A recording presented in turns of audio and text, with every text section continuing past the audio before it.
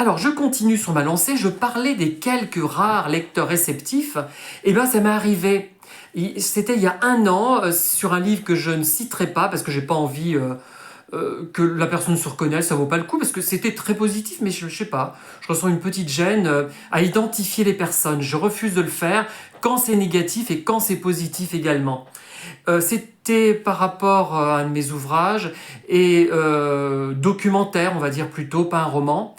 Et il se trouve que la personne qui est venue me trouver avait apprécié ce livre et qu'en plus, elle avait particulièrement aimé ce pourquoi j'avais écrit ce livre et elle ne le savait pas, elle ne pouvait pas le deviner forcément.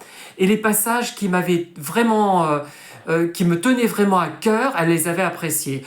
C'est extraordinaire et ça soulage, ça fait un bien immense. Ça nous console, je dirais, de tous les gens qui vous disent « Ah ben, faut s'accrocher avec vos livres, hein. Ouh là là, il paraît qu'ils sont complexes, vos livres. Ouh là, c'est hermétique, personne n'y comprend rien. Ah ben non, finalement, c'est pas si hermétique que ça. Là, ça remonte un peu le moral.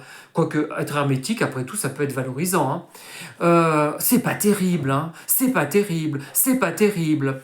Tes personnages en lévitation, franchement, hein. Enfin bref, j'arrête.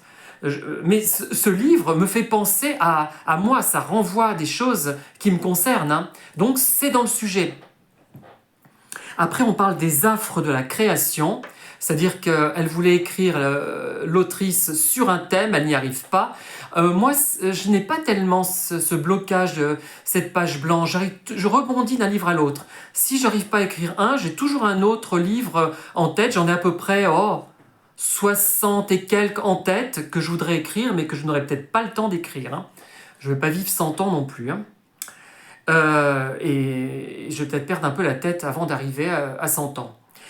Si j'arrive à 100 ans. Alors, il y a des pensées métaphysiques, là, très intéressantes.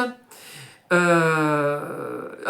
contre, là, le discours habituel sur le petit commerce. C'était bien, ces petits commerces. Eh ben, on voit que vous n'avez pas été pauvre, hein. Le petit commerce, pour nous qui étions pauvres, hein, de très bonnes familles, toutefois, mais très pauvres. Et nous avons été bien contents de les trouver, les supermarchés et les hypermarchés, hein. Alors, les femmes qui ragotent, ce qui me gêne, mais qui m'amuse en même temps, c'est qu'elles ragotent de façon drôlement sophistiquée. Elles ont un vocabulaire drôlement riche et imagé, hein. Elles sont douées, ces dames. Pourtant, elles passent leur temps à ragoter dans un local qui est la Poste. Voilà, parce que Lola, c'est la postière. Vous l'avez deviné, je l'ai répété 20 000 fois. A tout de suite.